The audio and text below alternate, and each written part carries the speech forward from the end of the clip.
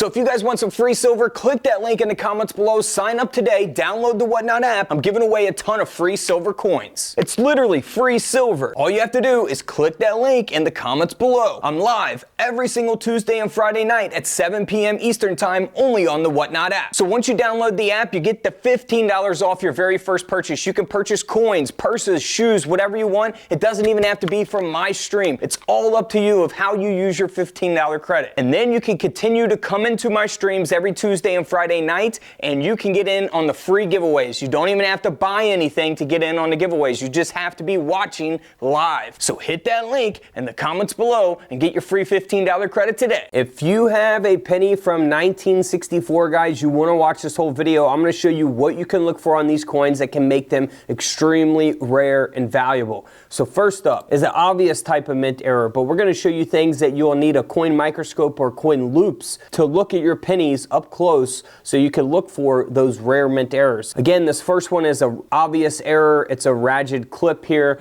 This coin sold for $67 at auction. Moving on to a 1964 D mint mark Denver minted Lincoln penny. This coin sold for over $500. It does not have any coin mistakes or mint errors. This penny is solely valuable because of its condition, which is the grade of the coin. The coin is graded at a 67 red. So the highest grade you can get is a 70. If this is the highest graded example of the 64 D mint mark Lincoln penny, then that's what drives up the value of the coin. Top collectors want those highest graded examples of each coin in their collections, so they'll pay the money for it. If you compare that to this coin here, same exact coin, but one grade lower, graded at a 66 red, this coin only sold for $36. So you go from a $500 coin to a $35 coin just because it is one grade higher. So one grade can change the value tremendously. Now, something you want to look for with your coin microscopes, coin loops, I have those available at the link in the comments below,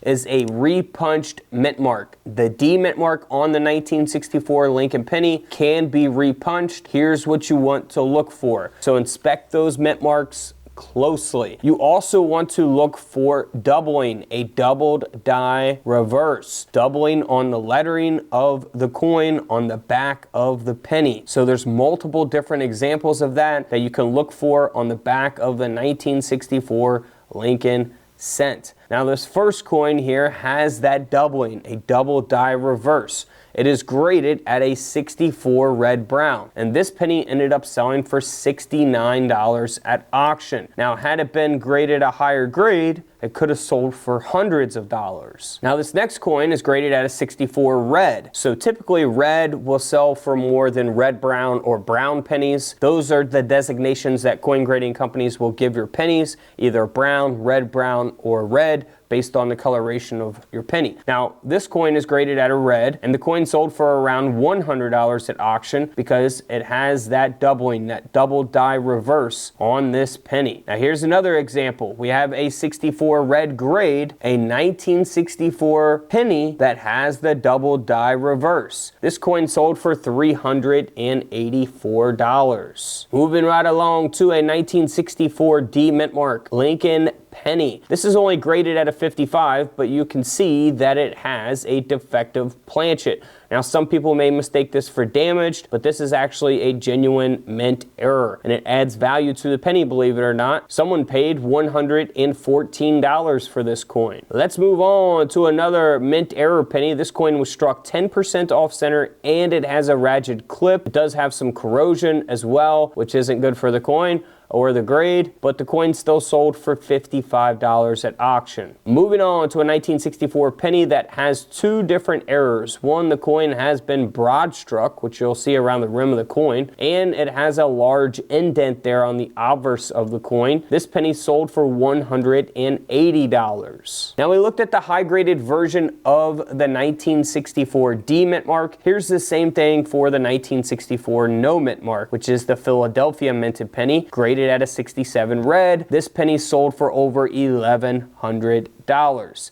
Now, if you compare it to this penny here, just one grade lower, once again, 66 red grade, only sold for $26. So a big difference in values there based on the grade of the coin. Now, here's another indent error taking place on a 1964 penny. This coin sold for around $70 at auction. And here is a lamination error taking place on a 1964 penny. This coin sold for $75 at auction. You can look for laminations, indents, double dies, you know, on all kinds of different coins, not just 1964 pennies. So keep that in mind. These are errors you can look for on other coins as well. Let's move on here to a very obvious off-center strike here on a 1964 penny. This coin sold for around $90 at auction. And then we have a very, very rare mint error coin. This is a $4,000 penny. The coin sold for over $4,300 to be exact. This is where we have a 1964 Lincoln cent design that was overstruck onto a 1963 penny. So you'll see the design of the reverse design here on the obverse, and then vice versa. You'll see the obverse design of the 1963 Lincoln penny with the reverse design here.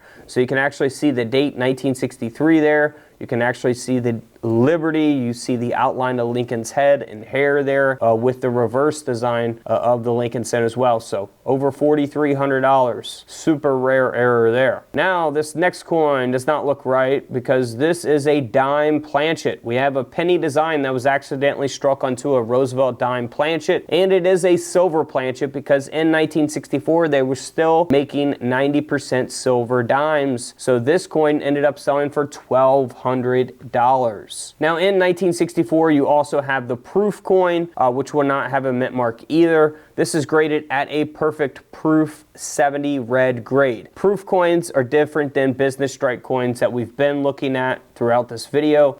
Proof coins will be very shiny, have that mirror-like finish, be much more detailed. This coin sold for nearly $2,600 because it has that perfect proof 70 red grade. Now here is a very, very interesting and obvious type of mint error. It's a saddle triple strike here taking place on a 1964 penny, and the error kind of speaks for itself. You know, we're not finding these in coin rolls from the bank, but the coin did sell for nearly $1,200 as well at auction. Now here is an SMS coin, and because it got a 65 red grade, the coin sold for over $11,000. So super, super rare coin there. Now this next coin here was struck off center onto a split planchet. So you can see that there on the reverse of the coin and the obverse of the coin. This penny ended up selling for around $40 at auction. Not anything super valuable, but it's a $40 penny. Now this next coin is where you will need your coin scales. I also have those available at the link in the comments below this video. So you want to weigh your 1964 pennies.